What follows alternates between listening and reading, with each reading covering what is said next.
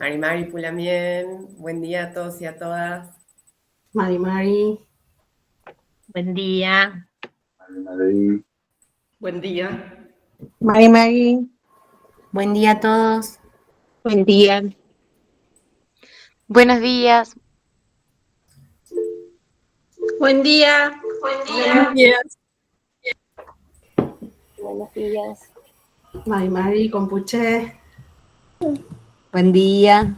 Mari, Compuche, buen día a todos y todas, ¿cómo están? Mari, Compuche, Incheta, Lorena, Yelena, Arroyo Piñén, Punta del Indio, Guarriameu. Bueno, bienvenidos, bienvenidas. Mi nombre es Lorena Yelena Arroyo, de Punta del Indio. Y bueno, como decían, vamos con la segunda jornada del tercer foro virtual en educación intercultural. Pedagogías antirracistas, antipatriarcales, anticlasistas y antieurocéntricas en los territorios ancestrales para la formación de nuevas ciudadanías pluriculturales y plurinacionales. Vamos a estar presentando entonces ahora a quienes integran el panel del conversatorio que se llama El lingüicidio y epistemicidio en el ámbito educativo. Va a comenzar Segundo Manuel Cayunau. Voy a hacer una breve biografía de Segundo. Es estudiante y enseñante del Mapuzungún, integrante de la LOF Cheñán Conehuén de los Menucos en la Niña Sur Río Negrina. Desde 2011 forma parte de diversos procesos de reorganización del Quimún Mapuche, Ulipún, Uñol Chipantu y otros espacios de Quimeltubún con comunidades de la zona. Desde el 2023 se desempeña como subcoordinador zonal en el equipo de educación intercultural bilingüe del Consejo de Desarrollo de las Comunidades Indígenas, CODESI, elegido en Parlamento anual que organiza la coordinadora del Parlamento del Pueblo Mapuche Tehuelche de Río Negro. Forma parte del Choquín Huiñotuleaín Taín Quejún, agrupación orientada a la realización de CONELTU, espacios de inmersión lingüística, publicaciones, talleres, entre otros espacios de militancia lingüística. Te escuchamos. Mañumeyu Lamien, Mañumeyu, Mañumuin, Compuche, Cupalu Fachitawunu, Tumangue Maita Kumen, en Tupurain Tain Sungun, Kume Rakifamiain, Kume Sungun en Tulepain Fachitokimu, Rume Fali, Fachitokin, Fachi Rakifam Tuwe, Pinentainche, Femechita. Chimpepi, Amuriain, Tain Cusau, Tain Sungun, Tain Chilcatún Café. Bueno, ahí Wincasunguan Feula. Bueno, agradecerles primero por el espacio, por estos espacios de socialización, de pensamiento, que la verdad que son muy importantes. Eso les decía, que son muy importantes para seguir pensando, ¿no? Para seguir pensando estrategias, para seguir compartiendo nuestras experiencias, digamos, que por ahí pareciera que estamos solos, pero en realidad no es así. Hay mucha gente haciendo muchas pequeñas cosas en todos lados, que la verdad que eso, más allá del contexto oscurantista que estamos viviendo, ¿no? Y de que todo parece que está mal, hay cosas que se siguen haciendo y que hemos pasado, como pueblo, digamos, como pueblo mapuche, hemos pasado situaciones mucho... no digo mucho más graves, pero hemos pasado por situaciones muy difíciles a lo largo de toda nuestra historia y todavía estamos vivos. Así que bueno, ese sería mi comienzo, digamos, para agradecer este espacio que se pensó, el tercer foro que se está realizando ahora. Por ahí yo les quería compartir un poco la experiencia que tuvimos o que tenemos acá en la provincia de Río Negro con respecto a la educación intercultural bilingüe, que si bien ahora hay un equipo formado, el CODESI es un organismo de comanejo, digamos, está dentro de la órbita del Ministerio de Gobierno de la provincia, Pero bueno, eso fue toda una lucha, un proceso de lucha que se vino dando a partir de la vuelta de la democracia con más auge, digamos, pero que nunca dejó de estar la intención del pueblo mapuche rionegrino, y más específicamente acá en la línea sur de la lucha por la educación, por la tierra, ¿no? Lo que bueno, por ahí todos sabemos, todos conocemos, que es el despojo territorial, el genocidio perpetrado por el Estado Nacional en su conformación. Bueno, acá en el Pueblo Mapu dejó mucho dispersamiento familiar, muchas comunidades y familias desmembradas, ¿no? Y acá en la línea sur fue uno de los lugares en los que llegaron corridos, nuestro Cupeñi Plamien, nuestro Cufiquicheyé, decimos nosotros, llegaron corridos, y desde aquí empezaron a reorganizarse para poder desarrollarse, ¿no? Poder desarrollarse, y hoy en día esta Mapu es nuestra Mapu, digamos, más allá de que siempre fue un territorio en el que hubo transhumancia y que bueno, Inacayal, Cachulaf, toda esa gente era de acá de Maquinchao, que está a 170 kilómetros de los Menucos, en donde estoy yo ahora. Nosotros como equipo de educación intercultural bilingüe formamos parte del CODESI, como les decía, y estamos también bajo la órbita del ministerio, digamos, también hay del Ministerio de Educación. El equipo está formado por 5 integrantes del pueblo mapuche elegidos en el Parlamento, como les decía, y una referente por parte del ministerio. Lo ideal, ¿no? Lo que están en los convenios y en las leyes es que se produzca una articulación entre el equipo de educación intercultural bilingüe, que es el encargado de llevar adelante o de acompañar los procesos de las escuelas que ingresan a la modalidad de intercultural bilingüe. Debería estar, ¿no? Debería haber una articulación, una creación de materiales didácticos, bueno, todo lo que se necesita para poder llevar adelante un currículum.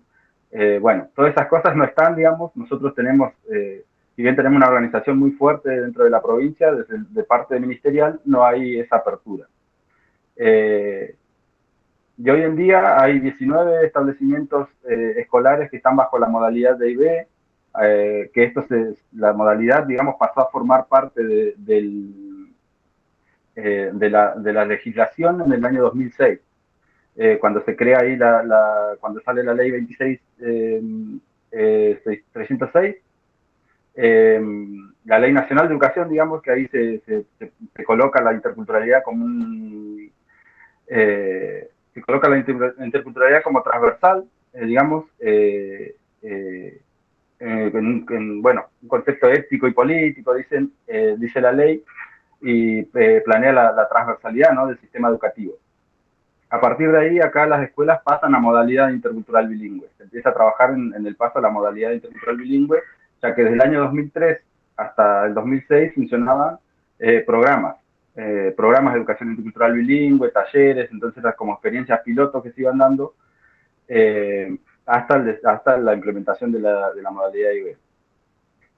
Igual yo lo que me interesa, digamos, es como compartir todo el proceso y todo el trayecto que lleva a que hoy tengamos esa modalidad de IB, más allá de que no pueda articularse de manera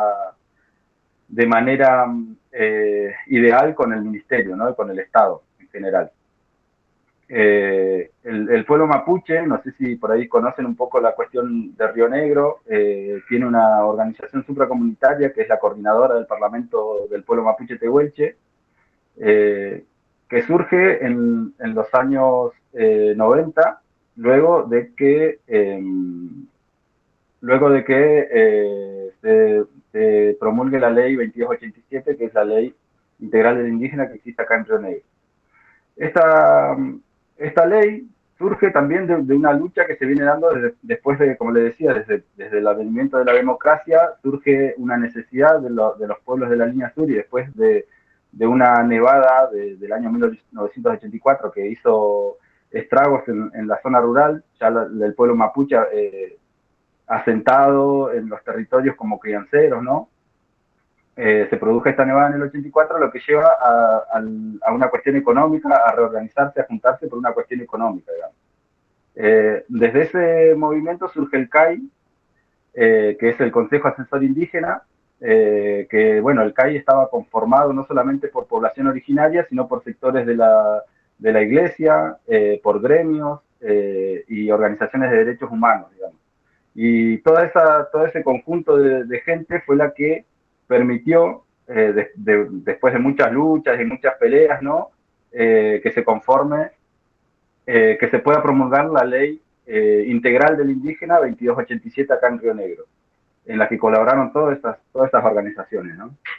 Y bueno, ahí en la ley, si bien estaba orientado todo más que nada a poder sostenerse en los territorios, a poder mantener la porción de tierra en la que nos había dejado el Estado, había un espacio destinado a la educación. Y según, bueno, diversas investigaciones, ¿no? En especial Marisa Malvestiti en el año 2010, se enfoca en la cuestión de la educación desde el pueblo mapuche y ahí dice que la ley 2287 reguló una serie de medidas destinadas a dar respuesta específica a la educación en las comunidades, entre ellas facilitar el dictado de cursos de lengua y cultura a cargo de los miembros del pueblo originario. Entonces, a partir del año 87, digamos, es que el pueblo mapuche tiene el interés y la necesidad y sabe el potencial de la educación, digamos, para poder sostenernos tanto en los territorios como para defender nuestros derechos. Que esa fue una de las principales ideologías, digamos, en cuanto a la educación, que es la de sostener nuestro derecho. Hay un relato que dice que la gente de ese tiempo decían que, bueno, porque no sabíamos leer nos quitaron la tierra. Entonces, para poder defendernos tenemos que estudiar. Y por eso era el interés en que la educación llegue a los territorios, digamos, a las comunidades. Antecedentes de esto igual son las escuelas ambulantes que andaban por estos territorios, digamos, antes de que se provincialice en el 55. Las escuelas ambulantes andaban por los parajes. También hay un estudio ahí de Verónica Domínguez, que es de ahí publicado por la Universidad Nacional del Sur, en la que ella aborda toda esa cuestión de la educación anterior a la provincialización de Río Negro, y aborda también parte de Chubut, en el que las comunidades habilitaban espacios o creaban o construían casas destinadas a escuelas, digamos, para que puedan ir los maestros a enseñar en los territorios, en esas escuelas ambulantes que andaban antes de que se provincialice Río Negro. Así que bueno, estos son algunos antecedentes desde el interés del pueblo mapuche en la educación, ¿no? El CODESI, como les decía, es un organismo de comanejo ahí, depende del Ministerio de Gobierno, pero recién en la ley 2287, digamos, ahí se pone en la ley la creación del Consejo de Desarrollo de las Comunidades Indígenas, pero recién se hace efectivo 10 años después. También por medio de marchas, luchas, manifestaciones del pueblo mapuche. Y a partir del 2003 se firma el convenio con el Ministerio de Educación para llevar adelante estas experiencias de programas de educación intercultural en las escuelas rurales, digamos. Siempre se piensa, y acá vuelvo como a la cuestión que se hablaba ayer, de la cristalización de la identidad y de la idealización, ¿no? Siempre pensando, y también desde el racismo, desde esa cuestión de pensar al mapuche siempre en lo rural. El mapuche en las zonas rurales. Entonces las escuelas desde la interculturalidad funcional, digamos, se acepta que hay gente mapuche pero vive en el campo. Entonces las escuelas y la interculturalidad tiene que ser para los mapuches que viven en el campo. Y eso fue lo que sucedió primero, digamos, los primeros convenios hasta el año 2006 también. Incluso hoy en día se sigue pensando y sigue habiendo mucha resistencia a implementar la modalidad en las escuelas urbanas. Si bien hay varias experiencias de escuelas que están ubicadas en sitios urbanos, hay esas resistencias que surgen también con la ESI, que surgen también con cualquier ley que consideren que va en contra de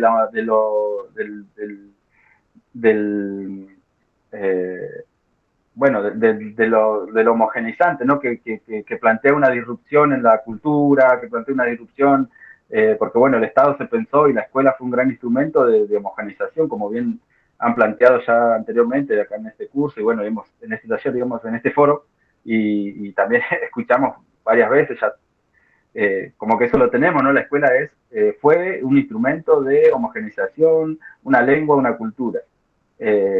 Y eso sigue muy fuerte en las ciudades, digamos. Hay mucha resistencia. Se piensa que porque se enseñe Mapuzungún en las escuelas o porque la escuela pase a modalidad intercultural, se le va a obligar al resto a que sean mapuches, eh, o a realizar ceremonias. Bueno, hay mucho desconocimiento también, pero más que nada ese racismo estructural, digamos, que nos lleva a desconfiar o a pensar que los mapuches son chilenos, que sus costumbres son salvajes. Entonces, bueno, esa resistencia sigue hoy en día. Y bueno, la falta de diálogo hace que uno no pueda construir una interculturalidad o no pueda construir eh, un diálogo, digamos, para poder entendernos principalmente. Que ese, bueno, fue una de las grandes, es una grande disputa que tenemos acá con la gente del gobierno. También lo que por ahí hoy en día se está revisando y se está tratando de volver, ¿no? Porque para poder construir o tratar de construir o reconstruir o reorganizar, como decía ahí como me presentaba, ¿no? Digamos, yo me considero que formo parte de un grupo de reorganización del conocimiento mapuche. ¿Por qué? Porque el conocimiento mapuche no está perdido, digamos, y no está muerto, que eso estamos discutiendo también hoy en día, la cuestión de la revitalización, porque revitalizar significa que algo estaba en agonía o en proceso de morir, ¿no? De muerte. Y nosotros lo que vemos acá en el territorio es que no es así, de que en realidad el conocimiento está disperso, está con otras, bajo otros, digamos, como escondido con otras denominaciones, solapado, digamos, pero no que no está muerto, digamos. Entonces, bajo ese lema es que tratamos de reorganizar ese kimono. Y eso es tan... y eso va de la mano, digamos, con esta cuestión de que el conocimiento está perdido, digamos. Hay como hay como una posible, ahí no me sale la palabra, pero es como contradicción entre el pensar que el pensamiento mapuche desapareció, la lengua desapareció, y toda esta parte de que uno se pone a hablar con personas, a preguntar cosas o a charlar solamente, y surge que, bueno, saben hablar mapuzungún o entienden el mapuzungún o tienen otro tipo de conocimientos que no son... que no entran dentro de el rango de mapuche, digamos. Ayer hablaban también del mapuchómetro, también ahí del gulumapu, y entonces y todas esas cosas, como la identidad cristalizada, apuntan también y nos llevan también al no reconocimiento, ¿no? Acá lo que sucede también es que la mayoría de población tiene orígenes mapuche tehuelche, pero hay muy poca gente que se reconoce como mapuche tehuelche. Entonces, ese racismo interno ha llevado a que uno también le cueste saberse como mapuche, porque también han cristalizado la idea de que el mapuche vive en el campo, de que habla mapuzungún, de que hace ceremonias, y si vos no llenás esas tildes, digamos, no llenás esos cuadritos de decir, bueno, yo vivo en el campo, yo hablo mapuzungún, o hago ceremonia, no podés considerarte mapuche, o eso es lo que tiene la gente internalizado, ¿no? Bueno, en eso la educación intercultural bilingüe ha sido una gran herramienta, digamos, porque en los lugares en los que los chicos asisten a estas escuelas, si bien el mapuzungún por ahí no es que salen hablando del mapuzungún de la primaria, digamos, salen como conscientes de su identidad, de la identidad territorial en la que viven, de, bueno, la valoración del conocimiento que tienen sus ancestros, digamos, sus familias, porque desde la escuela se trabaja eso, digamos, se trabaja la cuestión identitaria, Eh, si bien no hay un currículum tampoco, porque la modalidad no está reglamentada acá en Río Negro, esa es otra gran pelea que tenemos con el ministerio, digamos, no está reglamentada la modalidad. Eh, Hay un currículum que es el que planteamos nosotros desde bueno, algunas efemérides, de algunas, bueno, las fechas importantes para nosotros como pueblo, ¿no? El Buñol Chipantu, el 11 de octubre, bueno, el Día de la Mujer Originaria, la Semana de los Pueblos Indígenas, y todo eso son espacios para trabajar, para poder trabajar esta cuestión del genocidio, del por qué estamos así. Entonces, bueno, ahí eso es una herramienta, digamos, que le sirve a los chicos para reforzar su identidad. No sé cómo estoy de tiempo, ahí me avisan, porque bueno, yo continúo. eh, Así que bueno, eso por una parte, ¿no? En la cuestión de educación intercultural bilingüe. Lo que quería agregar también es que bueno, lo que nosotros estamos buscando hacer, digamos, ahora en este año, todos los años se realiza el Parlamento, por ahí se extiende un poco, pero todos los años se realiza un Parlamento en el que asisten comunidades y pobladores dispersos, decimos. El poblador disperso es un concepto, es un término que está en la ley 2287 para justamente nuclear a aquellas personas que no completamos el casillero, digamos, de que no estamos en comunidades, no. Bueno, yo hoy en día estoy en una organización, ¿no? Pero en su momento yo vengo de una familia campesina, puestera, que no participaba en las cuestiones mapuche, no hacían ceremonia. Sí sabían que mis abuelos hacían ceremonia, pero ellos no hablaban mapuzungún, no participaban de ninguna comunidad. Entonces nosotros seríamos considerados pobladores dispersos, que son esas personas, claro, que no están nucleadas en comunidad, que por ahí no cumplen los requisitos para ser considerados mapuche, digamos, como lo que le decía recién del mapuchón. Esa es una cuestión también que viene de los procesos históricos y los contextos, ¿no? En lo que se promulgó la ley 2287. Bueno, en ese parlamento que se lo dice todos los años se eligen a los referentes que van a estar, bueno, en la coordinadora del Parlamento Mapuche, en el CODESI y los consejeros zonales.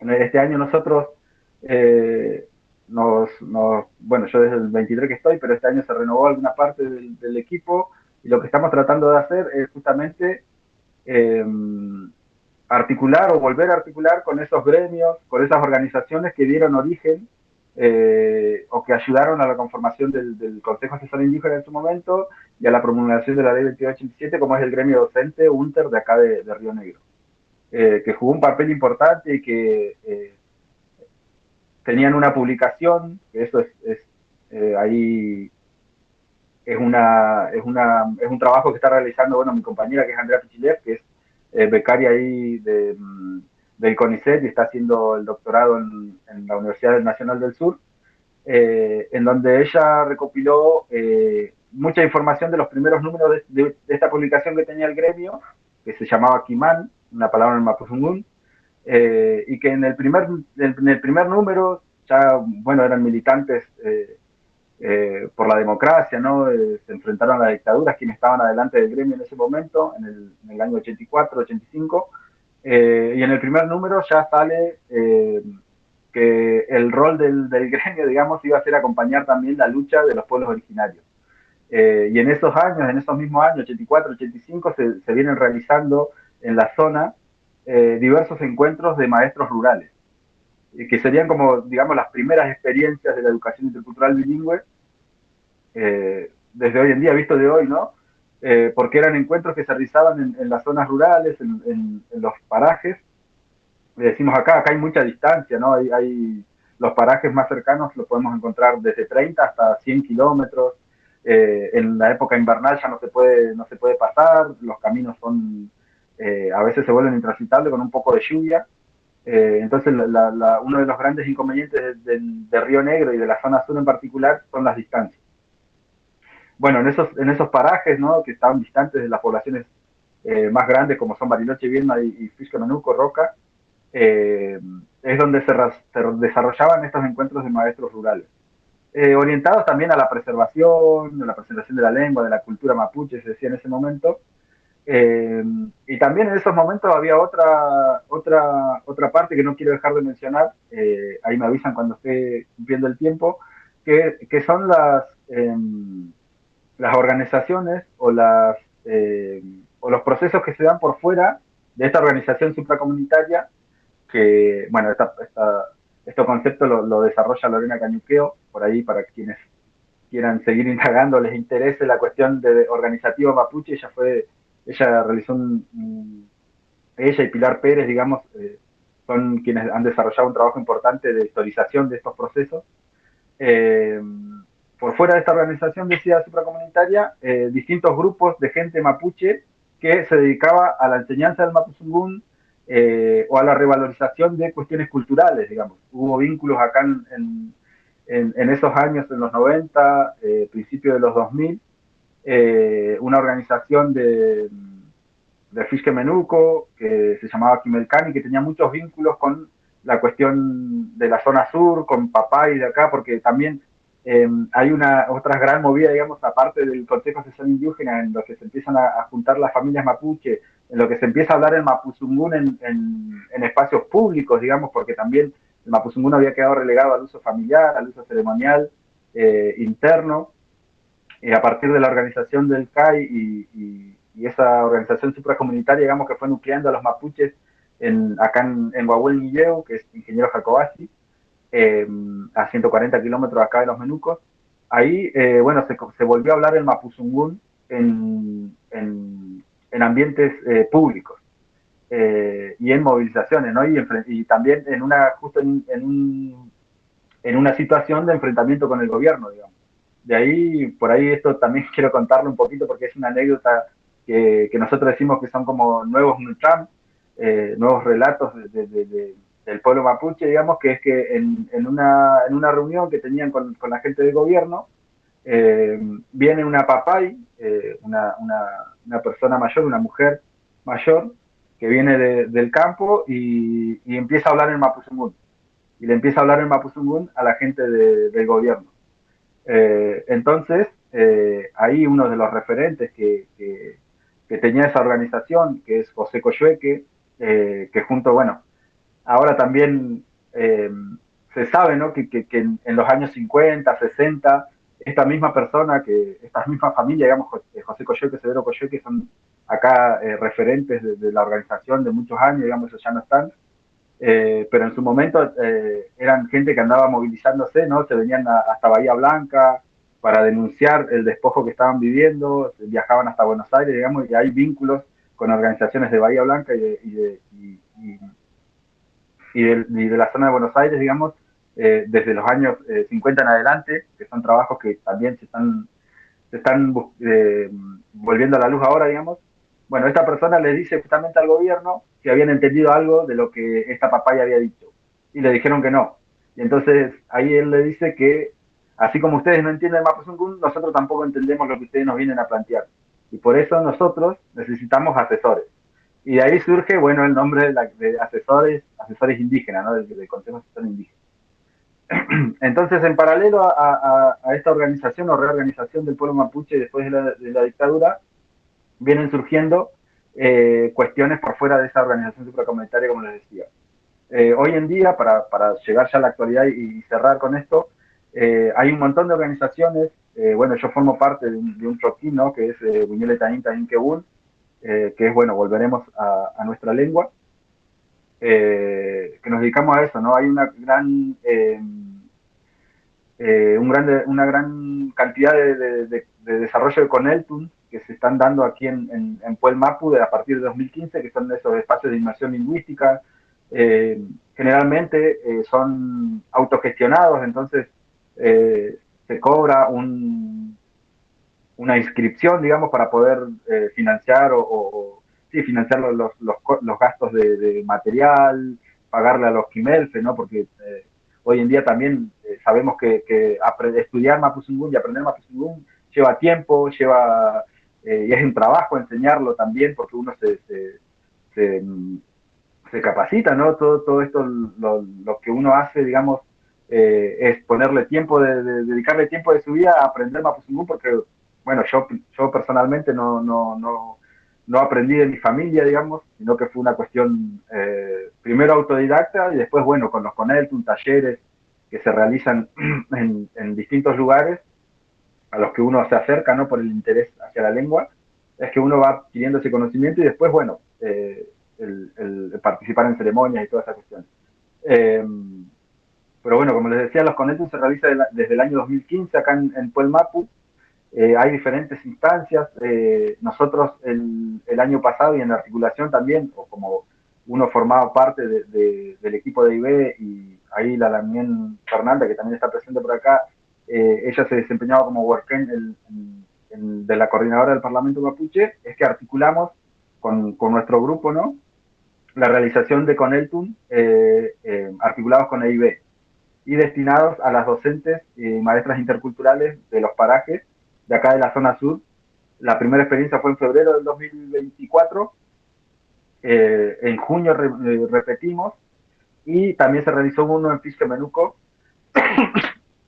perdón, también con esa intención, digamos. Entonces ahí lo que nosotros estamos tratando de hacer es articular esa corriente que va por fuera de la organización supracomunitaria y que se dedica a la revitalización del Mapuzungún, al reacomodamiento del Kimun Mapuche, voy a decir, y que pueda formar parte o pueda nutrir todo ese movimiento también a las escuelas interculturales bilingües.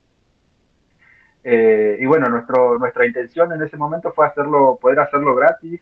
Se concursó, ahí las también concursaron por el Fondo Nacional de las Artes, digamos, que hoy en día está, si no desaparecido, a punto, digamos.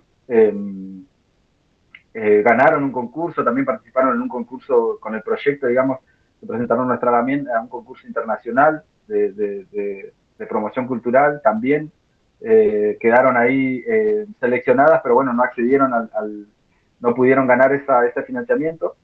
Pero bueno, a lo que voy con esto es que hay una movida, o una movida, por así llamarlo, o un proceso que se va dando en continuo y en paralelo con la organización supracomunitaria y con la organización que se dedica quizás mucho más a la recuperación territorial o a la discusión política basada en discutir políticas públicas, políticas económicas con el Estado, ¿no? En solicitarle, en exigirle que se cumplan nuestros derechos de acceso a la tierra, tierras aptas y suficientes, que es lo que dice la Constitución. Hay otro mundo, digamos, que por ahí siempre queda como solapado o relegado a esa discusión o a esa militancia.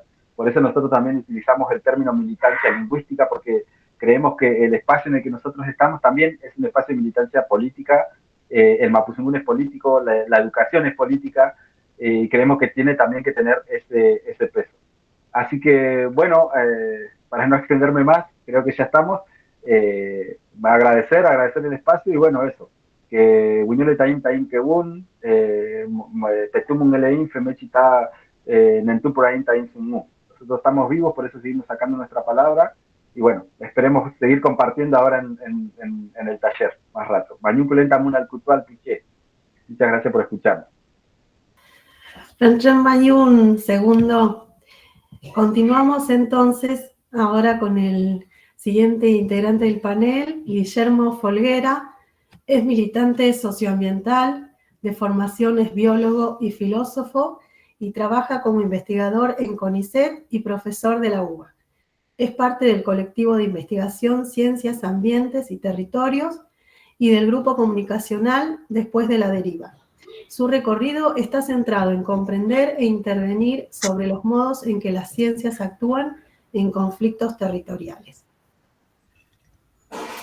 Bueno, muchas gracias. Gracias Lorena, gracias Mirta por la organización y gracias a tantos compañeros y compañeras que acompañan y gracias recién a Segundo también por las palabras tan claras.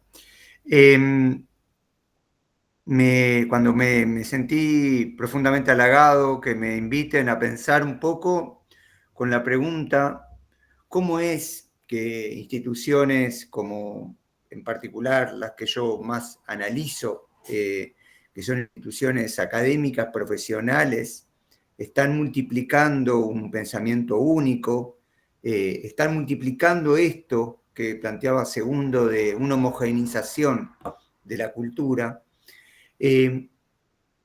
pensé durante varios días y semanas qué aspectos están involucrados en eso, cómo se multiplica y después cómo actúan sobre los territorios, que vaya se actúan. Voy a ir mencionando ejemplos. Y básicamente la presentación tiene 3 momentos.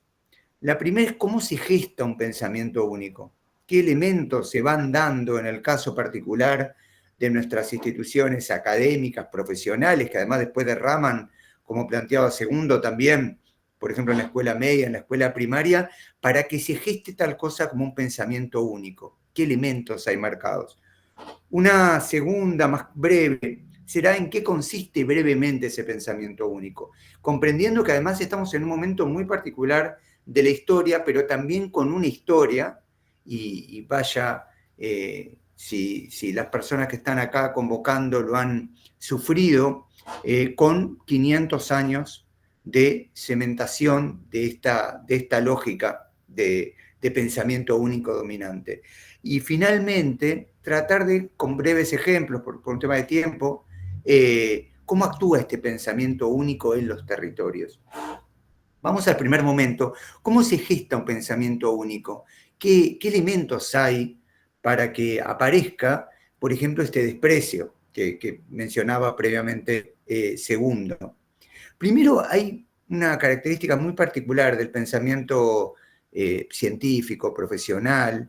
Por supuesto, todo lo que voy a decir tiene excepciones, ¿sí? O sea, que nadie se sienta en particular tocado de manera individual, pero sí me parece importante que nos hagamos cargo de aquellos ropajes que nos fueron armando durante todos estos años y décadas y siglos. Primero hay un olvido muy claro respecto a cómo se genera el pensamiento dominante. Pareciera que no tiene historia. Eso es y no tiene territorio. Y eso es una de las cosas que a mí siempre me han llamado la atención y de hecho me han llevado a ser actualmente el cargo de profesor de la ciencia en la Facultad de Exactas y Naturales de la UBA, que es tratar de reconocer el origen de pensamiento. No necesariamente para demonizarlo, para homogenizarlo, no, pero sí para entender que eso se gestó de un lugar, con un discurso muy particular, tiene un territorio que se pretendió global, que es básicamente un territorio europeo y de ciertos países de Europa, además no es de todos los países de Europa, digo, con un puñado de países yo explico mucho, tiene una lógica particular de expansión, que en particular se termina de dar o gestar en la estructura del siglo XVIII y XIX, donde con 5 o 6 países yo explico gran parte de las colonias a nivel mundial, y me refiero a Portugal, España, Inglaterra, Países Bajos, y no muchos más, digo, para que se comprenda, pero ante todo son personas, son instituciones, hablando sin historia ni territorio. ¿Por qué? Porque se creen globales y se creen atemporales. Y eso es una de las cosas primeras que impresionan de este discurso de pensamiento único. No habla de ningún lugar y no habla con ningún tiempo. Pretende hablarlo con todos. Y ahí tenemos el primer momento. El segundo elemento fundamental para entender cómo se gesta este pensamiento único es los saberes se jerarquizan. Hay saberes más importantes que otros, con una jerarquización que además se da por hecha, no es que se explicitan los criterios, y aparece la idea de, bueno, ¿y cuáles son esos pensamientos que por algún lugar son más importantes? Ahí habrá que entender, por supuesto que no hay un tema de tiempo, pero aparece la lógica de, bueno, cuanto más logro generar leyes universales que me pierdan lo particular, va a ser más valioso, y aparece un discurso muy prepotente hacia lo local, hacia lo particular, hacia lo que no tiene pretensiones de homogenizar. Y ahí, en esa jerarquización, empieza, de alguna manera, el pensamiento único a ponerse en un lugar preponderante. El tercer aspecto clave tiene que ver con un aspecto un poco más técnico, pero que me parece importante, la idea de la reducción. ¿La reducción a qué pretende? A que esta cuestión de lo único, este pensamiento único que estamos hablando, por algún motivo puede reducir lo demás, puede implicar que lo demás no tiene mayor importancia. Y esto, que se da de una manera muy clara, por ejemplo, cuando directamente se pretende, no sé, eliminar el pensamiento popular, etc., también, ni hablar la historia por ejemplo, del pueblo mapuche, esto se ve inclusive hasta en elementos que tienen mejor prensa. Por ejemplo, la consideración de la crisis climática solamente como emisión de gases de efecto invernadero, solamente, no estoy diciendo que no, yo de hecho trabajo con eso, pero la no consideración, por ejemplo, que la contaminación de un río, que la depredación ambiental, que la expulsión de una comunidad, que la degradación de las condiciones de vida, no son parte también de una crisis climática, ese aspecto reductivo es muy habitual de este pensamiento único colonizador, ¿sí? Depredatorio. El cuarto punto fundamental, que atravesó gran parte también de la intervención de Segundo, es la diferencia entre opinión y saber. Hay algunos que saben y hay otros que opinan, y eso se ve en todo, y lo que hace es un movimiento muy especial, en donde el profesional parece saber más que inclusive las personas que viven en el territorio. Eso es si uno lo mira de afuera, es una absoluta paradoja.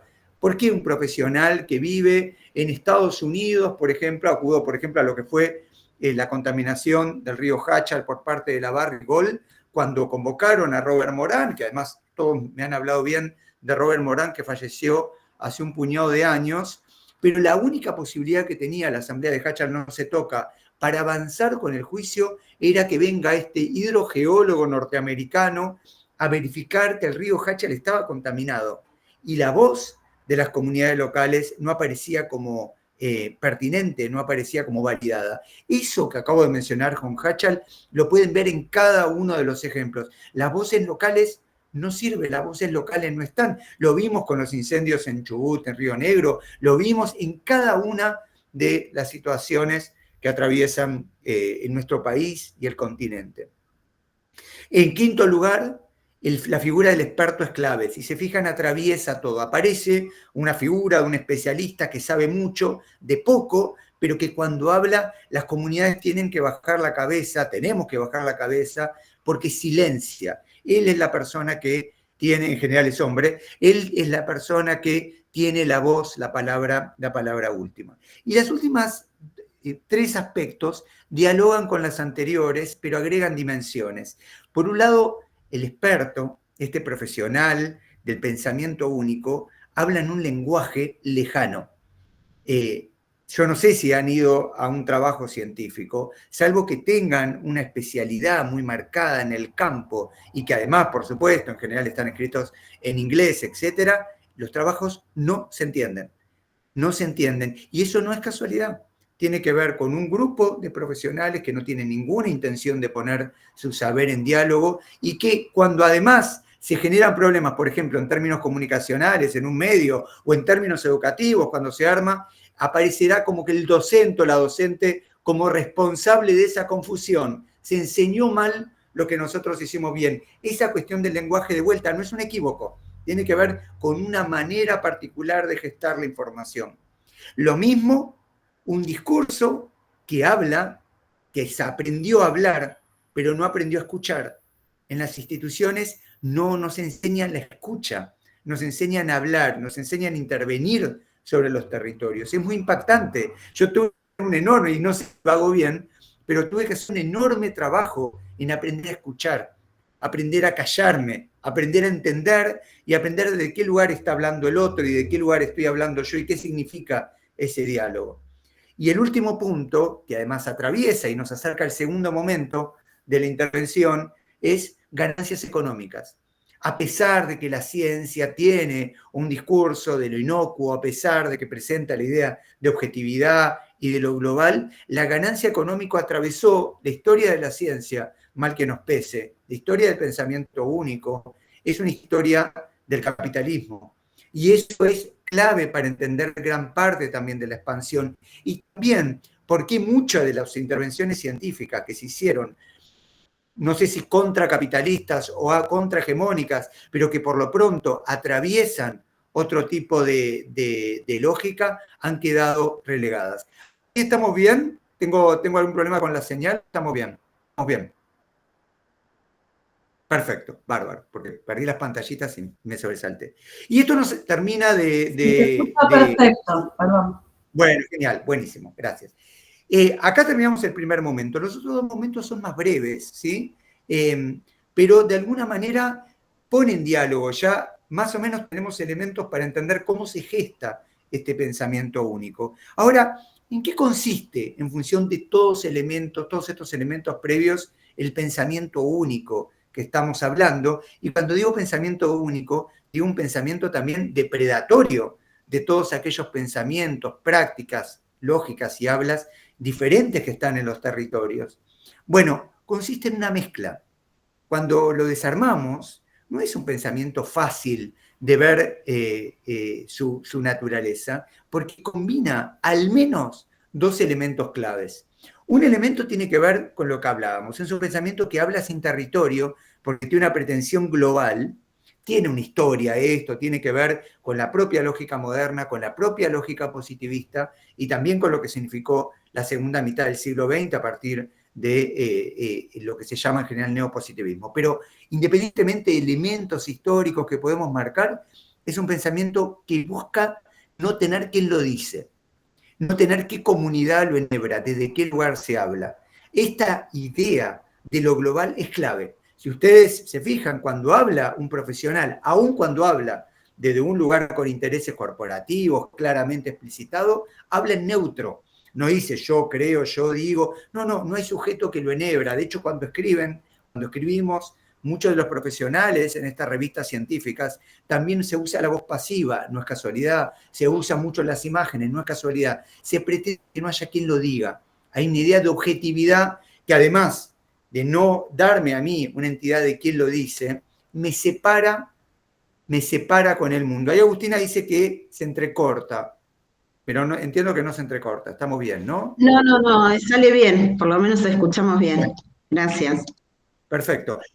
Entonces decía, por un lado, el pensamiento único toma una persona, una comunidad que habla sin nada que ver con el territorio, pero además sin nada que ver con el entorno.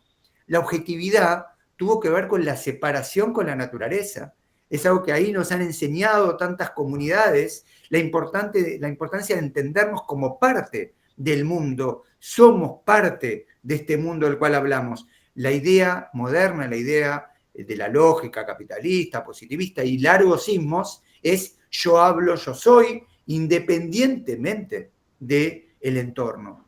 Y el segundo, que es clave para entender todo el resto, tiene que ver con la mercantilización y genera que esta mercantilización que se busca del saber experto, un hablar que no tiene nada que ver con intereses, en el fondo está ocultando lo que quiere, que es mercantilizar el mundo.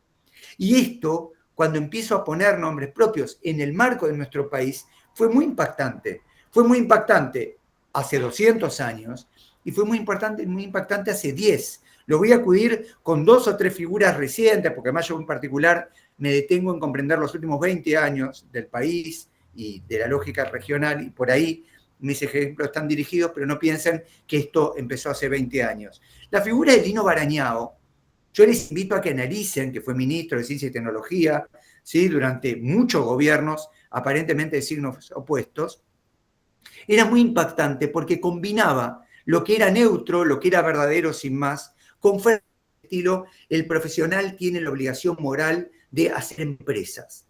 Y uno dice, pero ¿cómo es eso? Yo lo que tengo que hacer es describir asépticamente la realidad o tengo que hacer negocio.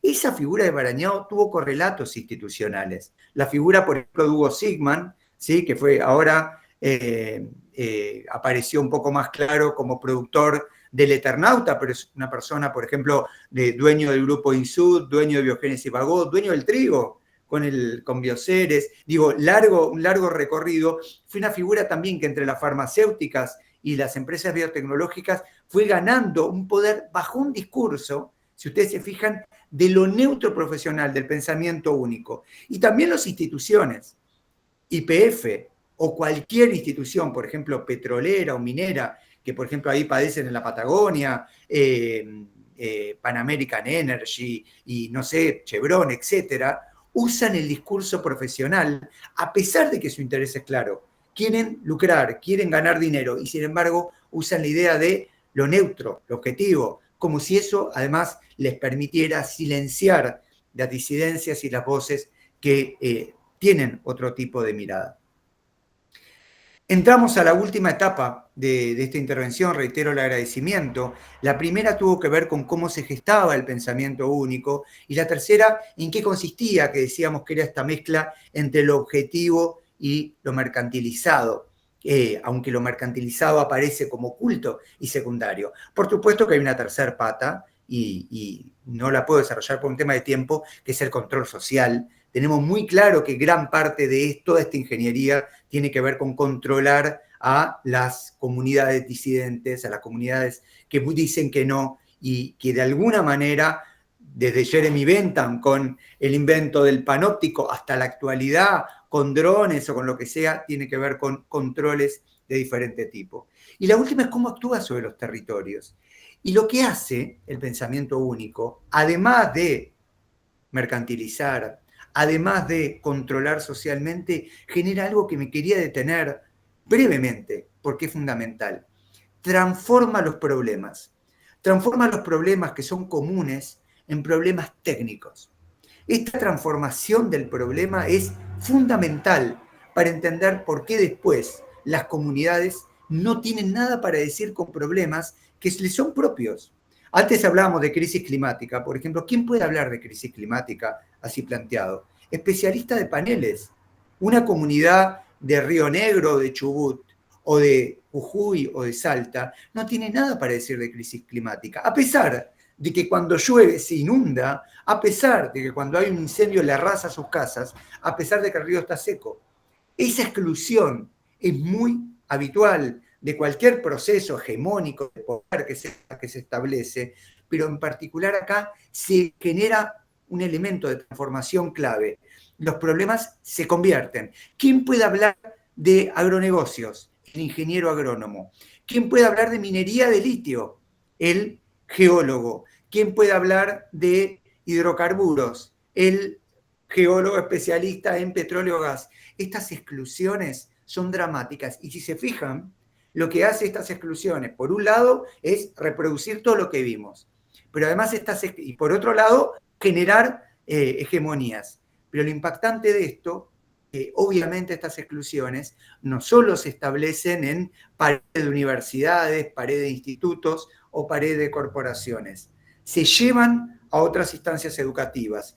En diferentes instancias, tanto por ejemplo de primario como de media, aparece reproducido que el experto es quien puede hablar a pesar de que el problema es común. Y tenemos situaciones increíbles, como que, por ejemplo, una escuela de Entre Ríos tiene en su currícula que hablar de un tema que parece que no tuviera nada que ver y después los pibes están respirando el agrotóxico por la ventana, o que una escuela de Neuquén tiene que hablar de hidrocarburos como si no tuviera nada que ver y tiene rajada su pared por los microsismos, por el fracking. Esa idea de pensar que no tiene nada que ver con lo propio es de alguna manera lo que el pensamiento único busca, intenta, hegemoniza y excluye. Les agradezco un montón y obviamente quedo con mucha avidez para el intercambio. Gracias. Yaltumay, Guillermo. Bueno, continuamos ahora con la siguiente panelista, Gianni Lessa, licenciada en Letras por la Universidad Federal de Río de Janeiro, magíster en Lingüística Aplicada Interdisciplinaria por la misma universidad, doctora en Memoria Social por la Universidad Federal del Estado de Río de Janeiro. Ha realizado un postdoctorado en Estudios Culturales del Centro de Estudios de Comunicación y Sociedad de la Universidad de Minho, Portugal, 2019. Actualmente es profesora asociada de la Universidad Federal para la Integración Latinoamericana, del curso de Mediación Cultural, Artes y Letras y del posgrado en Estudios Latinos Americanos en la línea Práctica y Saberes. Te escuchamos, Gianni. Hola, buenos días. Yo les había enviado un PowerPoint, pero lo tengo aquí, por eso lo acompaño en el teléfono. Bueno, en primer lugar, quiero agradecerles mucho a Mirta sobre todo, pero a todas las organizadoras. Mirta, es un gusto inmenso estar aquí, compartir con ustedes. Entonces, lo que voy a presentarles es un relato de experiencia como docente en esta universidad, que no sé si ustedes han oído hablar, que es de la integración latinoamericana, que fue una universidad del gobierno Lula, que eso es importante que se diga, que casi se acabó el gobierno pasado, pero ahí estamos. Entonces, siguiendo, la UNILA entonces queda en la triple frontera con Argentina, Brasil y Paraguay, y eso también, esa ubicación es muy interesante, porque aquí hay un gran flujo de personas de todas las partes, ¿no?, del mundo. Y bueno, es una universidad pública y gratuita que recibe estudiantes de toda América Latina. Tenemos, y después de 2019, tuvimos convocatorias específicas para estudiantes refugiados, indígenas. Tenemos 28 pueblos indígenas de 8 nacionalidades. Siguiendo, entonces, se trata de un contexto de gran diversidad étnica, cultural, lingüística, bastante diverso de ustedes, que es, digamos, sería un poco más homogéneo, en que la hegemonía, ya se habló de hegemonía hoy, ¿no?, es de la lengua portuguesa, aunque el proyecto de la universidad, digamos, es bilingüe, ¿no?, portugués y español. Pero el contexto en realidad es plurilingüe y pluricultural, porque tenemos en esta universidad, se habla español, francés, inglés, rusos, y las lenguas originarias guaraní, jine, ticuna, quechua, aymara, nasa, cubeo, mapudungún, creola haitiano, criollos africanos. Tuvimos estudiantes de Barbados, Belice, Rusia, Pakistán, Nueva Guinea, Ghana y otros. Entonces, hay también diferencias entre los estudiantes indígenas, aldeados y no aldeados. Hay estudiantes que han tenido más contacto con centros urbanos y otros no, menos contacto. Bueno, entonces se trata de una educación superior intercultural, plurilingüe y pluricultural. Entonces les voy a hablar de la experiencia del curso de mediación cultural, artes y letras, que es único en Brasil y creo que en América Latina, y cómo sus disciplinas colaboran para la preservación de las lenguas originarias, cómo lidar en un contexto tan diverso. Bueno, entonces es un gran reto, ¿no? Nosotros estamos todos aprendiendo. Las disciplinas que vengo desarrollando favorecen también el desarrollo de la interculturalidad por medio de un abordaje decolonial y favorecen algún rescate de las lenguas originarias.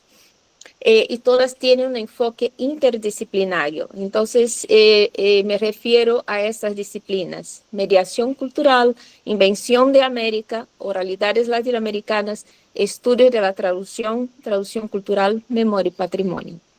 Resalté oralidades latinoamericanas porque entiendo que la oralidad es central. Estamos hablando de integración latinoamericana y pensar en integración sin las culturas orales es algo que me parece imposible, ¿no? Pero como dijo el compañero Guilherme, o sea, esa es la mayor parte de las universidades no están pensando en estas poblaciones, ¿no? Entonces, la mediación cultural en América Latina, trabajamos ese concepto, estamos desarrollando ese concepto y que va mucho más allá del concepto de mediación cultural europeo. Los estudiantes indígenas, por ejemplo, lo que enseñan los sonidos de sus lenguas, sus alfabetos, sus nombres. Y la primera cosa que hace el colonizador es cambiar los nombres del territorio, de los nombres de las personas. Entonces, en general, estos estudiantes tienen su nombre indígena y tienen su nombre occidental, ¿no? Que me parece una esquizofrenia, ¿no? O sea, ¿por qué dos nombres, no?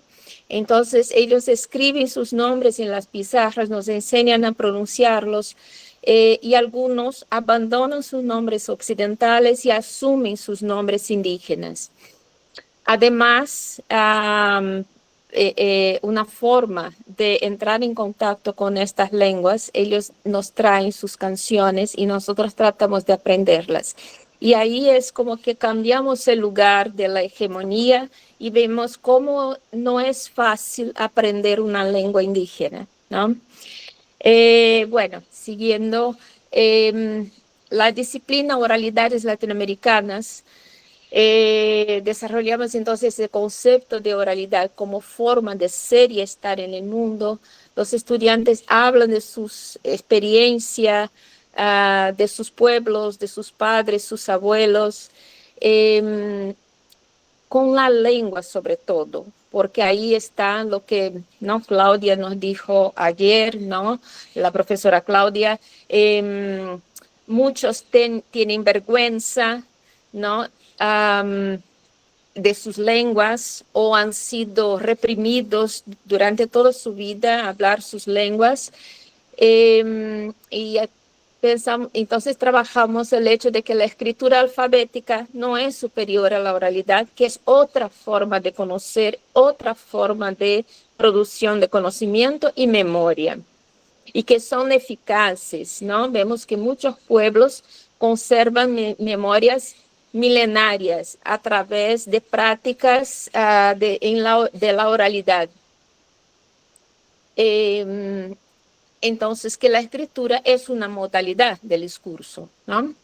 Y aquí centramos la disciplina en la fractura colonial que va a suceder en el encuentro de Cajamarca, en el actual Perú, con que va a significar la oralidad como ausencia de conocimiento de Dios, de civilización, y que resulta en la gran masacre de Cajamarca, en la cárcel, el encarcelamiento del Inca Atahualpa.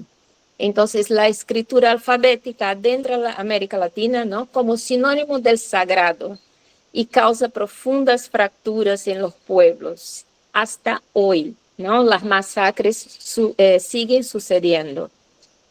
Entonces, trabajamos en esta materia el texto de Guamán Poma de Ayala, siguiente, del siglo XVI, que en ese texto el indígena agarra la pluma y ahí empieza un proceso de resistencia, ¿no?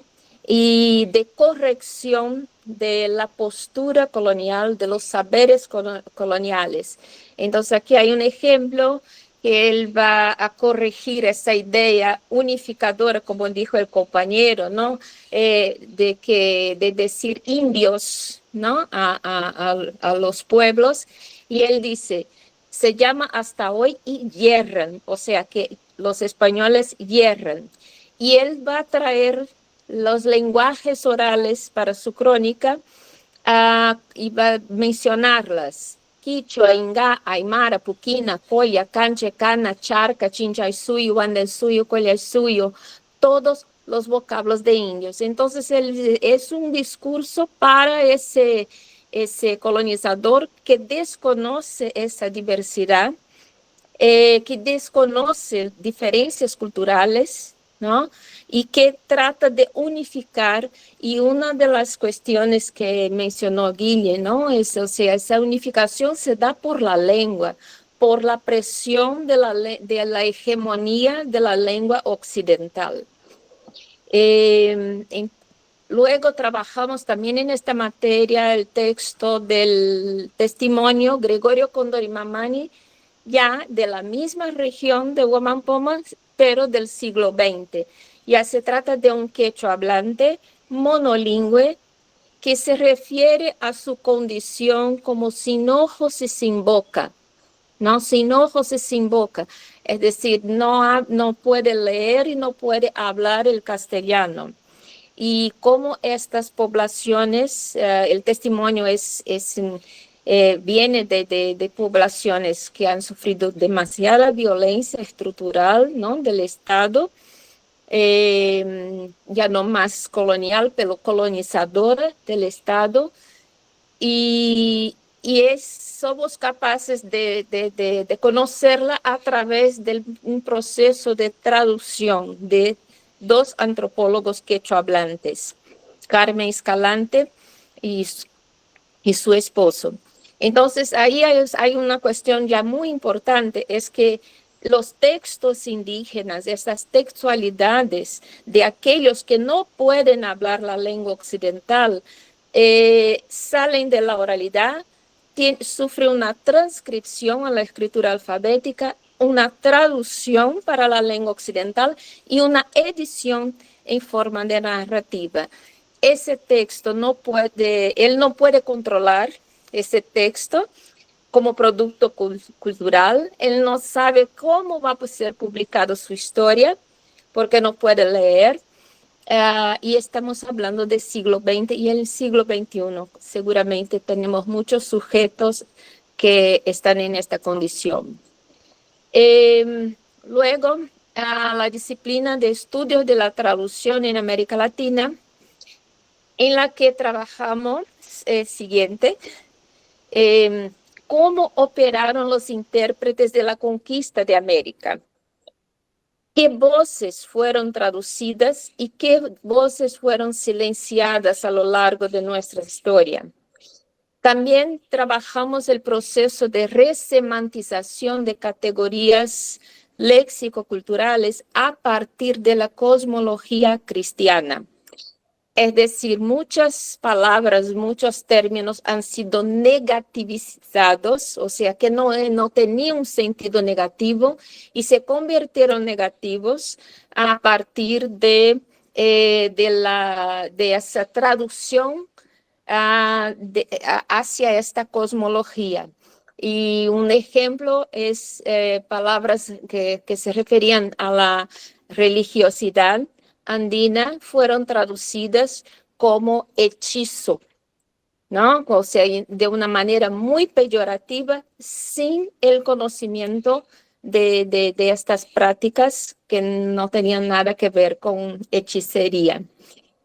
Entonces, ahí también tenemos la disciplina de traducción cultural. Es interesante percibir cómo oralidades, traducción cultural, estudios de traducción en América Latina y más tarde memoria y patrimonio van a estar conjugados, ¿no? Siguiente, entonces, por ejemplo, aquí hay un ejemplo de traducción como apagamiento cultural, que es la primera frase de este testimonio de Gregorio Kondorimamani. Ustedes pueden ver ahí encima está en quechua y luego en castellano abajo. Entonces, acopiana manta, cañi, ñantawa, chunca, huataña, yataimanta, chayamuscay, Gregorio Kondorimamani Sutil. Luego, me llamo Gregorio Kondorimamani, soy de Acopía y hace 40 años que llegué de mi pueblo. Entonces, ustedes ven que hay una inversión sintáctica, que el lugar de origen en el habla quechua viene primero y en la traducción va para después. ¿Y qué sucede aquí? Hay un apagamiento muy importante porque ese lugar de origen está relacionado a la tierra, está relacionado por lo tanto a esta colectividad. Y el nombre de pila, ¿no? Como decimos, su nombre viene después, porque eso sería algo secundario. No es como nos presentamos en el occidente, que primero decimos nuestros nombres. ¿no? Entonces aquí esa traducción apaga este dado cultural. Entonces nosotros incentivamos a los estudiantes para que investiguen estos apagamientos, tanto en la resemantización, en los significados que fueron cambiados, como también en esas estructuras de sus lenguas, aunque yo como profesora no hablo estas lenguas, ¿no?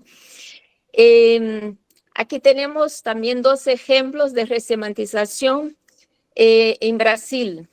En tupí, la palabra caipira significaba habitante de la selva, pero en portugués pasó a ser usado para referirse a aquel que vive en el interior con connotación peyorativa, el que no sabe hablar, no sabe portarse y no sabe vestirse. Entonces es un personaje risible. Tatapora en tupí, tatapora significaba fuego que arde, pero en portugués pasó a ser un término para una enfermedad infecciosa. Ustedes ven cómo es el peso de una traducción que no corresponde al significado de la lengua. Siguiente. Entonces, tenemos ahí un dato muy importante de esa traducción colonial que sigue vigente, ¿no? De otras formas que se reproducen socialmente, como resemantización negativa de algunas categorías, ¿no? Por ejemplo, esa traducción está marcada por una visión etnocéntrica europea que todavía hoy impregnan la construcción de identidades y memorias de los pueblos originarios. La resemantización negativa es una operación traductoria etnocéntrica. Eso es muy importante pensarlo, ¿no? Que sigue usurpando las voces de los pueblos. La próxima disciplina, que es la invención de América, donde se va a cuestionar la idea de América. ¿Por qué América? Es como si no existieran antes, ¿no? Es muy interesante pensar en el diario de Colón, ¿no? Dice que va a llevar a algunos indígenas a España para que aprendan a hablar. O sea, es como si las lenguas que ellos hablan fueran una abstracción tan grande, tan desconocida, que no pueden concebir que hablen, ¿no? Sino que, en fin. Entonces, cuestionamos aquí la idea de América. ¿Y qué pasó cuando recibí estudiantes indígenas que recién habían aprendido el portugués? Aldeados, ¿no? Yo les pedí entonces que diseñaran los mapas, eso me refiero a los ticunas que viven en la Amazonía. Entonces sus mapas, los mapas de sus territorios, nada tienen que ver con la estructura de los estados nacionales. El ticuna está en Colombia, Perú y Brasil, en la parte amazónica. Entonces ellos nos traen sus mapas y nos enseñan su región, sus territorios. Y es muy interesante pensar porque trabajamos en esta materia los mapas del siglo XVI, cómo se desarrollaron hasta conformar los estados nacionales, ¿no? Es que también dialogo aquí con Guille otra vez, porque el Estado Nacional va a exigir una única lengua, única cultura, ¿no? Hablan de cultura nacional, cultura brasileña. ¿Qué es eso? Tenemos una multiplicidad y una complejidad cultural muy grande. En Brasil se habla portugués, en Argentina se habla el castellano, pero ¿dónde? Porque hablamos muchas lenguas, ¿no? Son aproximadamente 270 lenguas indígenas en nuestro territorio de Brasil, ¿no? Y si pensamos entonces en una América inventada por una mirada ajena, externa, pedimos a esos estudiantes que nos cuenten sus mitos de fundación de sus pueblos y ellos nos enseñan sus cosmovisiones. Ellos también actúan siguiente. Los estudiantes actúan como intérpretes de sus lenguas y culturas. Se expresan a través también de sus capacidades artísticas, diseños, música, expresión corporal. Y también en ese sentido vamos a ver que entendemos que hago cuestión de hablar de escritura alfabética porque entendemos que hay escrituras no alfabéticas, como las pinturas corporales, los tejidos, la artesanía, la cerámica, ¿no? Entonces ellos desarrollan proyectos de extensión universitaria en que enseñan sus lenguas. Entonces ellos también cambian de lugar con el maestro, con el profesor, ¿no? Con aquel que sabe, ¿no? Como dijo Guille, ¿no? ¿Quién es el que sabe? ¿Quién es el que enseña? Entonces son ellos los que nos enseñan. Presentan sus monografías en su idioma, con la presencia de intérpretes de sus comunidades o en las mismas comunidades si están cerca. Ya tuvimos varias defensas, tanto de grado como de posgrado en aldeas. Los temas de investigación abarcan sus lenguas, sus culturas y sus cosmovisiones. Bueno, entonces, siguiente. Lo que tenemos es que a través de variados complejos procesos traductorios, los estudiantes ya no tienen vergüenza de sus lenguas, reelaboran sus memorias, reinscriben su pasado en el presente y reconstruyen sus identidades de una manera más positiva. Y regresan a sus comunidades más fortalecidos y actúan como mediadores lingüísticos y culturales en favor de sus pueblos. Y aquí entonces también cito a Osvaldo Bayer, su homenaje, que la memoria es el único camino que lleva a la justicia. Y ahí Mirta me permite hacer un homenaje a nuestro querido amigo Néstor Ganduglia, que se fue lamentablemente muy joven este año, que decía, donde no hay justicia, hay memoria. Entonces es como que pensar que la memoria está en la lengua y tenemos que buscar y incentivamos a los estudiantes que busquen con los mayores, ¿no? Los significados. Ellos mismos reconocen los cambios de significados y lo que vemos es que tratamos de reflexionar por qué estos significados han cambiado, ¿no? Y cómo rescatarlos. Bueno, eso es lo que yo tenía. Habría mucho más cosas que hablar, ¿no? Pero es un pequeño recorte de la experiencia que tenemos en la universidad. Quisiera también decirles que todos los estudiantes son bienvenidos y que estamos siempre, cada año, con convocatoria internacional. Y como les dije, también para estudiantes indígenas y refugiados, ellos reciben auxilios de transporte, alimentación y vivienda, y reforzando lo que es una obra del presidente Lula. Tenemos muchos desafíos, muchas cosas que mejorar, pero es un inmenso placer, es un inmenso gusto estar ahí, recibir a estos estudiantes y trabajar con ellos. Muchas gracias. Yaltumay, Yani. Bueno, ahora vamos a escuchar a Mirta Millán, que tiene unas palabras sobre Osvaldo. Sí, previo quisiera agradecerle profundamente a Segundo, muchísimas gracias Guillermo, muchísimas gracias Yani. La verdad que hoy nos han aportado desde sus saberes, de sus recorridos, una posibilidad enorme para repensar, sobre todo el aspecto de la lingüística de nuestros idiomas. Así que infinitas gracias. y ahí Gianni terminaba recordando al querido Osvaldo Bayer y también a Néstor Ganduglia, un amigo enorme, lamentamos su pérdida. Néstor también contribuyó muchísimo para los encuentros de memoria en Uruguay. Así que bueno, nuestro merecido recuerdo hacia estos dos grandes.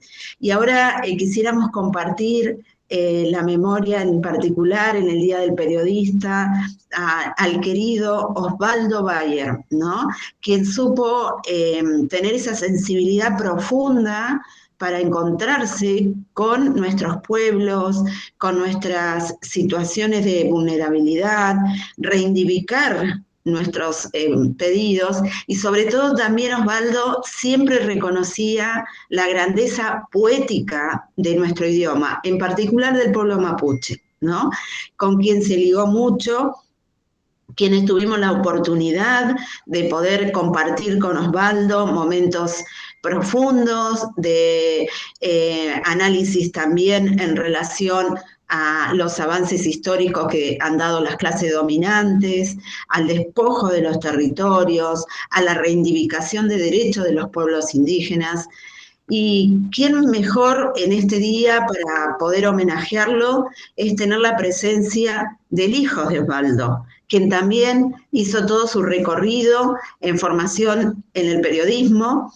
Y queremos agradecerte, Esteban, por poder compartir este espacio de homenaje a nuestro querido maestro Osvaldo Bayer, quien sembró conciencia, quien sembró vínculos para pensar la justicia y para pensar que no podemos resignarnos ante el enemigo. Así que Osvaldo nos dejó un camino y hoy queríamos compartirlo particularmente y agradecerte, porque sabemos que estás conectado desde Alemania, agradecerte por esta posibilidad y también agradecerles a quienes han hecho posible las redes de este foro. Así que en particular agradecemos a la también Irma y a Diana Lenton, Irma Caupán, quienes hicieron esta red hermosa para poder contar con la presencia de Esteban hoy. Así que, querido Esteban, te damos la bienvenida en este foro, en este tercer foro de educación intercultural, en este día tan especial del Día del Periodista. Te deseamos un feliz día, e igualmente a todos aquellos y aquellas que se dedican en función de la información fehaciente. Y no nos olvidamos de los periodistas asesinados por el sionismo. Hablamos de los hermanos palestinos, que también, por decir y contar y mostrar la verdad, han sido asesinados o están siendo perseguidos. También aprovecho este espacio para reconocer el profundo compromiso que tienen los pueblos para pensar la libertad, ¿no? Y nos solidarizamos con Cuba, con Venezuela, que hoy son lugares que están padeciendo los bloqueos imperialistas, y también nos solidarizamos y abrazamos al pueblo de Burkina Faso. Así que dicho esto, te damos la palabra, Esteban. Muy bienvenido al tercer foro de educación intercultural organizado por la Mesa de Trabajo Autogestiva de la provincia de Buenos Aires. Comparto primero una breve biografía de Esteban. Bien, un segundito nomás.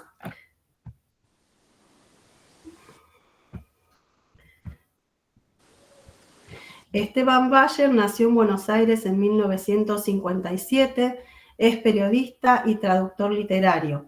Es curador del archivo y las bibliotecas de su padre, Osvaldo Bayer. Vive entre Argentina y Alemania, país al que se tuvo que exiliar a raíz de las amenazas de muerte y persecuciones políticas previas a la última dictadura cívico-eclesiástica militar. Desde la partida de Osvaldo, hace 7 años sigue sus huellas recorriendo los lugares por los que anduvo su padre, difundiendo su obra y su ética, su compromiso con las luchas justas. Ahora sí. Bueno, buenas tardes desde acá, buenos días allá. Ante todo, muchísimas gracias por permitirme estar en el foro, en este día tan especial para todos nosotros los periodistas, los que ejercemos con tanto amor, dedicación, esta profesión, que siempre Osvaldo decía es una de las más lindas del mundo, bastante deteriorada en algunos países, también en el nuestro, donde estamos atravesando no solo una crisis de la sociedad, sino también en especial del periodismo, por supuesto con las excepciones tan valientes de tantas compañeras y compañeros que siguen ejerciendo el periodismo en forma digna, a diferencia de la masa de periodistas que están apegados a mantener una línea política acorde a este gobierno, a los intereses de los grandes grupos de comunicación. El periodismo tiene que ser independiente y tiene que ser ejercido con libertad, porque si no, no es periodismo. Les agradezco mucho que hayan elegido a Osvaldo para homenajearlo en este día tan especial y recordarlo justamente por esa tarea que ejerció toda su vida, la de periodista. Mucha gente lo conoció la figura de Osvaldo a través de sus libros, de sus charlas, de sus acompañamientos en las marchas en Plaza de Mayo y en todas las plazas del país, pero creo que la mayoría lo conoce a través de las líneas que escribió como periodista. Y permítame que haga una pequeña reseña de esa trayectoria de periodista de Osvaldo, que inició desde muy joven y en Buenos Aires. Y al poco tiempo, y eso tiene que ver mucho con el tema de este tercer foro que estamos viviendo. Tiene mucho que ver porque tal vez la etapa más importante en sus inicios como periodista, fue esa experiencia que él tuvo a fines de los años 50 en Esquel, cuando lo designan director del único diario que había en Esquel. El diario justamente se llama El Esquel. Lo contrata el dueño, que era un comerciante, uno de los todopoderosos patagónicos, dueño de varios diarios de la zona, y lo convoca a Osvaldo, le encomienda la dirección del diario, porque le habían dicho que era un muy buen periodista, muy dedicado, muy serio, independiente, y a este personaje, parece que sin conocerlo mucho, lo contrató. Osvaldo no había estado en la Patagonia hasta ese momento, pero es justamente en Esquel donde se encuentra por primera vez con la región, la gente, las estructuras dominantes, las estructuras de explotación, de corrupción. Y Osvaldo empieza como director de ese pequeño diario y a las pocas él se traslada con toda la familia. Yo en aquel entonces era un bebé, no me acuerdo de esa experiencia, pero mis hermanos mayores sí, que fueron a la escuela, Jardín de Infantes ahí. Y Osvaldo se da cuenta al poco tiempo de que lo que le habían dicho de Esquel, que era una ciudad muy hermosa, muy linda, llena de naturaleza, pegada a los Andes, se empezó a dar cuenta que la realidad era otra, que una sociedad completamente injusta, y él empieza a escribir sobre lo que él veía. no podía con su genio de periodista independiente y empezó a escribir los hechos de corrupción, los hechos, a denunciar a los acaudalados, a la burguesía de Esquel, que dominaba toda la ciudad. Es una ciudad hasta hoy muy militarizada por ser zona fronteriza. Están todas las fuerzas de represión, de seguridad, como quieran llamársela, están presentes ahí. Y Osvaldo se empieza a dar cuenta.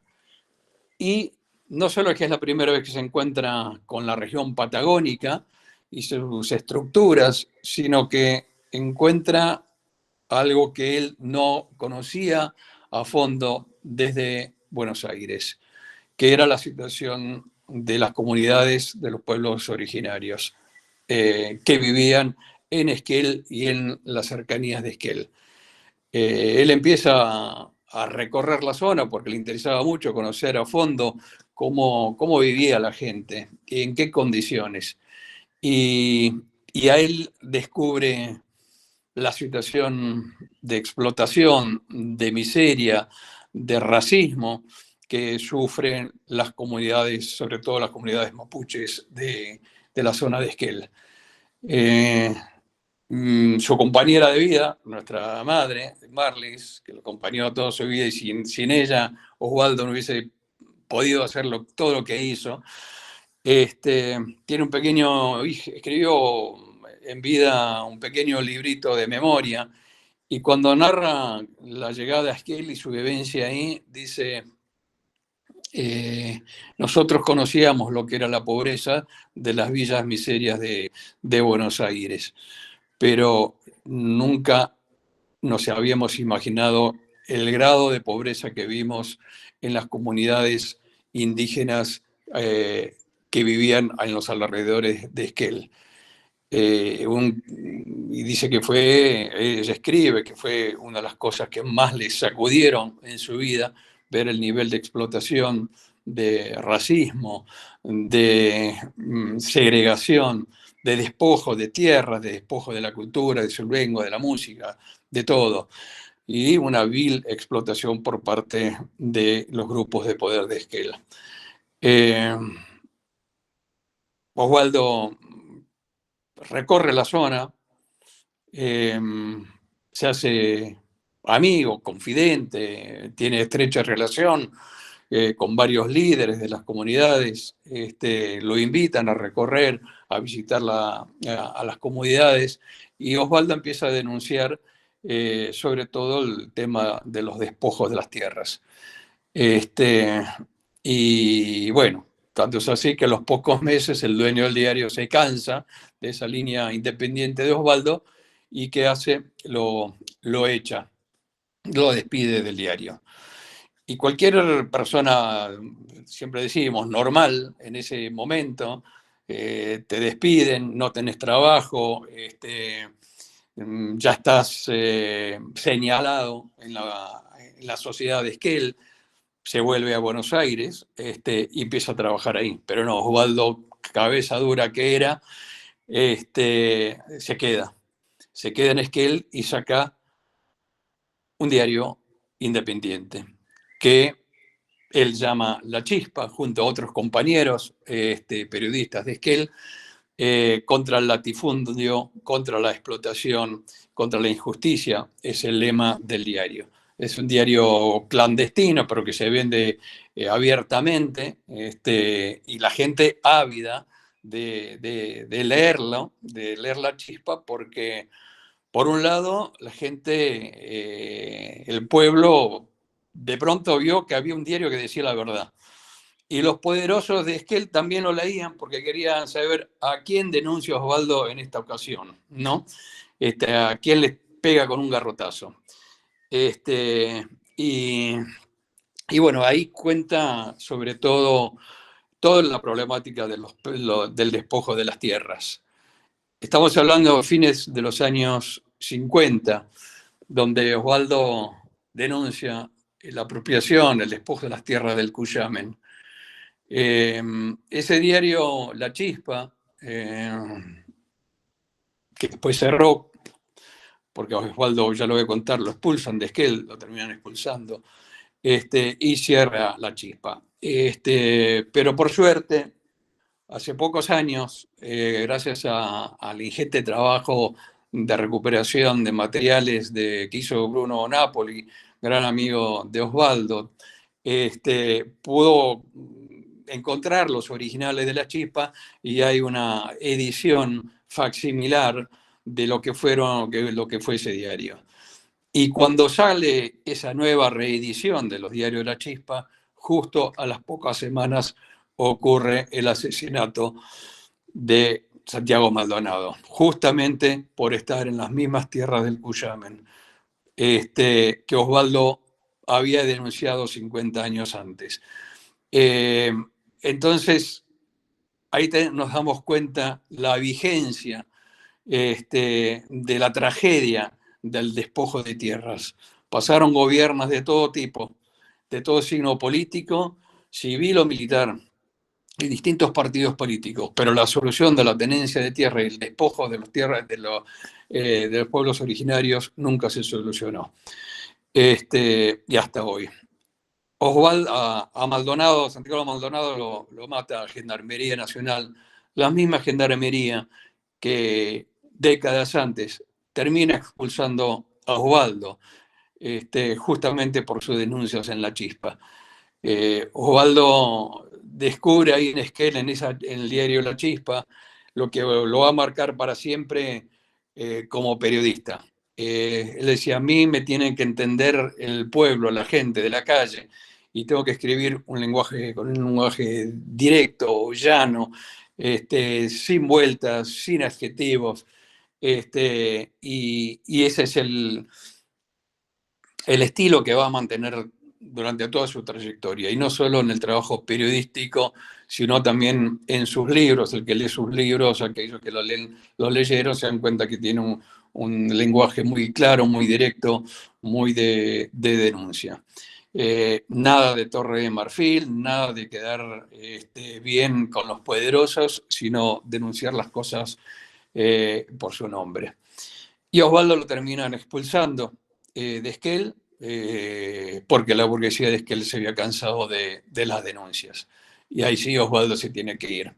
Y nunca más pudo volver hasta el 2000, mediándolo hace unos 15 años, pudo volver, ahí sí reconfortado, porque la población de Esquel lo declaró ciudadano ilustre. Y Osvaldo quedó muy agradecido por ese gesto. Dice qué milagro, ¿no? De terminar de haber sido expulsado por decir la verdad, y bueno, décadas después, ser consagrado ciudadano ilustre justamente por esa tarea de denuncia periodística. Y bueno, Osvaldo sigue con su trayectoria de periodista, vuelve a Buenos Aires, su caso ya había conocido, los compañeros y compañeras del gremio lo eligen secretario general del sindicato de prensa,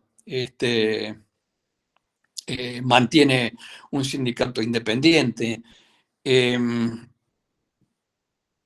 paga caro también esa experiencia, termina encarcelado, y es eso. Osvaldo, el ejercicio del periodismo de Osvaldo siempre fue marcado, por un lado, por su verdad, su intransigencia, su independencia, y por otro lado, la represión, ya sea cerrándole el diario La Chispa, expulsándolo de Esquel, encarcelándolo por su actividad como secretario general del sindicato de prensa, y después ya sigue como escritor, y la represión, ¿no? Y la represión, que las amenazas por las 3A, por haber publicado La Patagonia Rebelde, Los Vengadores de la Patagonia Trágica, y a raíz de las amenazas y la muerte de sus queridos amigos periodistas comprometidos en la lucha de los años 70, hacen que se tenga que ir al exilio. Y ahí sí nos vamos todos nosotros, con toda la familia, nos vamos al exilio a Alemania. Y bueno, después ya los jóvenes lo conocen de su trayectoria posterior, con el retorno de la democracia, con sus contratapas en página 12, sus libros, pero sobre todo esa conducta ética de independencia, rajatabla, de no transar con nadie, de decir las cosas por su nombre, y no disimularlas con palabras que más que denunciar ocultan. Entonces, creo que es un lindo homenaje el que le están haciendo ustedes ahora, recordando su ejercicio como periodista, pero sobre todo su conducta ética, de independencia, y bueno, tener esos lazos de unión en lo que es el tema del foro, del tercer foro, y los inicios de Osvaldo como periodista en Esquel y su relación con la comunidad mapuche, con la que después él se siguió viendo, se siguió escribiendo. En el archivo de Osvaldo encuentro cosas hermosas, de cartas de los años 50, 60, donde él se comunica con las comunidades, y una trayectoria que él mantiene hasta los últimos días de su vida, cuando lanza su gran campaña de desmonumentar a Roca, que no era solamente sacarle el monumento, que es el mayor, el monumento más grande que tiene Buenos Aires, esa Roca, ¿no? Como él siempre decía, qué barbaridad, ¿no? El mayor monumento en Buenos Aires es esa Roca, no es a San Martín, ni a Belgrano, ni a los otros héroes de la independencia, sino al genocida de Roca. Y bueno, ¿cuánto falta nos hace Osvaldo ahora? Su ética, sus verdades, cuando tenemos un gobierno negacionista, que idolatra a Roca, que trata de emular su sistema de explotación y genocida de Roca de hace siglo y medio. Entonces, bueno, el mejor homenaje que le podemos hacer a Osvaldo es seguir su ejemplo, su lucha, a no quedarse quieto y a no quedarse callado. Muchas gracias. Muchísimas gracias, Esteban, por tus palabras. Te agradecemos enormemente que hoy nos acompañes, y sin duda la presencia de Osvaldo sigue permanente en este recorrido tan hermoso de construcción de la educación intercultural, de una sociedad pluricultural, que seguramente era el sueño de Osvaldo, y que nosotros y nosotros seguimos transitando y caminando en este espacio, por ahora virtual, pero cada uno en sus lugares, con todo el sueño y la utopía para seguir construyéndolo. Así que gracias. Nos vamos a ir, vamos cerrando este espacio con las imágenes de Osvaldo. Agradecerles infinitamente a Lorena, quien coordinó la mesa. Ahí estuvo también Ana Clara acompañando, a Inés, que está haciendo un trabajo maravilloso con la parte técnica, y a cada uno de los que están de la mesa coordinando, muchísimas gracias. Y la veo a Moni, está Ale, Diego, bueno, somos un montón, así que a la tarde vamos a ir cerrando y presentándolos para que los conozcan también. Y fundamentalmente, nuevamente, gracias a los panelistas, a Guille, a Segundo y a Gianni, porque nos han aportado muchísimo. Y Esteban, gracias por conectarte de Alemania, es un placer. Y bueno, sigamos en la lucha. Nos vemos dentro de 10 minutitos. Gracias. Chao, chao. Chao.